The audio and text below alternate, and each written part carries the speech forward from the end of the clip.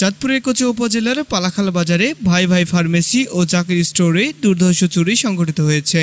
গত শনিবার রাতে ভাই ভাই ফার্মেসির স্বত্বাধিকারী মোহাম্মদ জাকির হোসেনের ওষুধের দোকানের উত্তর অংশের টিনের চালা খুলে অজ্ঞাত চোরের দল এই চুরির ঘটনা ঘটায়। এ সময় চোরচক্র জাকির হোসেনের মালিকানাধীন ভাই ভাই ফার্মেসির মূল্যবান ওষুধের কার্টুন, দামি ওষুধের বক্স সহ প্রায় ৫ লক্ষ টাকার ওষুধ নিয়ে যায়।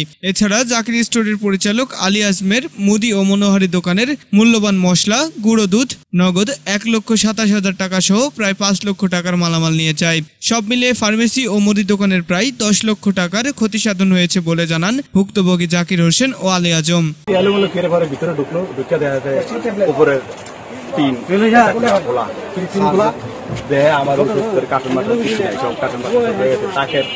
মালামাল আছে না, টাকার মালামাল দামি দামি সব মালামাল লয়ে গেছে। এটার ক্যাশ আসলো ১ লক্ষ কত জানি ক্যাশ টাকা টাকা নিচ্ছে।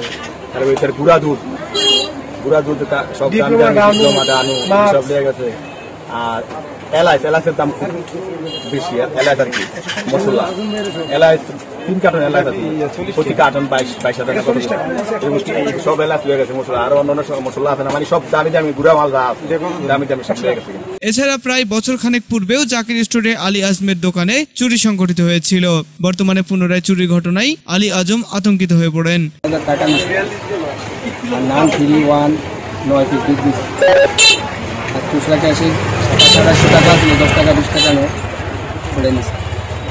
ঘটনার খবর পেয়ে পালাখাল বাজারের ব্যবসায়ী নেতৃবৃন্দ ঘটনাস্থল পরিদর্শন করেছেন এবং চোরদের চিহ্নিত করে বিচার নিশ্চিত করার আশ্বাস দিয়েছেন তারা।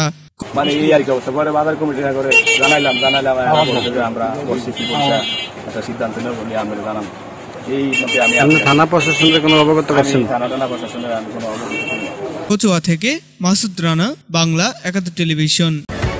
বাংলা ৭১ টেলিভিশন, সত্য প্রকাশে আপোষহীন।